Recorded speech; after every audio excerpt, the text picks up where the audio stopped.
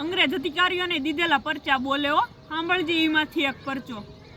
એ સમયે અંગ્રેજ સરકારનું શાસન। ભાવનગરના રાજા કૃષ્ણકુમાર સિંહજી અમદાવાદથી ભાવનગર આવવા નીકળે છે ટ્રેનમાં બેહીને, અને રસ્તામાં રણેજનું પાદર આવે છે। રાજાને થાય છે કે લાઈનમાં ભગવતીના દર્શન કરી લો।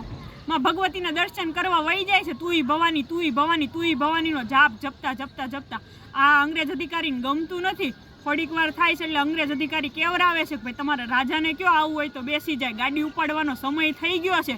રાજાની આરે જે થોડાક લોકો હતા એમણે કીધું ભાઈ થોડીક વાર ખમો તો અમારા રાજાઓ દર્શન કરીને બસ આવે એટલી વાર। એટલે અંગ્રેજ અધિકારી પાડે છે ના, કે નહીં ભાઈ ગાડી ઊભી રહે નહીં હવે।